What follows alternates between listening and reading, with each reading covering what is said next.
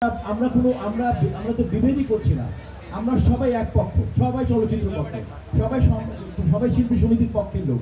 আলাদা পক্ষ না তো তারা আমাদের ভাই, তারা আমাদের বোন, তারা আমাদের সমসাময়িক বন্ধু। তো তারা অন্য কেন? মানে ওটা আয়ুষ্কাল, যেমন আমার 24-26 হবে নির্বাচন। এখন যদি কোনো পদে যদি কোনো ব্যক্তি হয়, সমিতির জন্য কোনো কেস ছিল না, ওটা ব্যক্তিকে করেছে, মানে ধরো এক্স ওয়াইকে করেছে, ওয়াই এক্স এ করেছে। অতএব এটা তো আয়ুষ্কাল শেষ।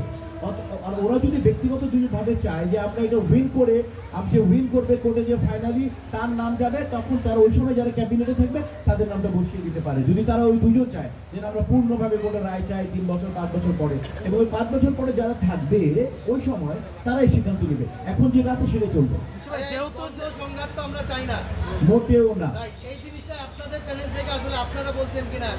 আমরা তো পরিপূর্ণভাবে ওপেনলি আপনাদের সবাইকে আমার ফুল প্যানেল নিয়ে বলে দিলাম আমি যে আমরা তো বিভেদই করছি না। আমরা সবাই এক পক্ষ, সবাই চলচ্চিত্র পক্ষে, সবাই শিল্পী সমিতির পক্ষের লোক। আলাদা পক্ষ না তো তারা আমাদের ভাই, তারা আমাদের বোন, তারা আমাদের সমসাময়িক বন্ধু।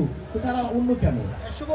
না, এটা তো সে করতে, এটা না করার কি আছে? এটা তো সে করতে পারবে। তোমার মামলা থাকলে তুমি নিয়ে করতে পারবে না, সে তো আর তোমাকে করেনি। ওটা 2 বছরের আয়ুষ্কাল শেষ হয়ে গেছে না। এটা তো রেজাল্ট কার নাম আসবে শুধু। এই মামলা ওরা দুজন যদি চায় যে মামলা নিষ্পত্তি চায়, নিষ্পত্তি হওয়ার পরে আমি তো ক্লিয়ার করে দিলাম, তুমি তো বুঝলে, ওরা দুজন যদি এই মামলা রানিং অন করতে চায়, এই মামলাটা নিষ্পত্তি চায়, ধরো যার এক্স আর ওয়াই নাম বললাম, ওরা যদি চায় এবং এক্স যদি জিতে, তাহলে ফাইনালি ওই সময় যখন জিতবে, ওই সময় যারা কার্যকরী পরিষদ থাকবে তাদেরকে বলবে যে আমি কোর্টের রায় নিয়েছি, আমার নামটা দেন।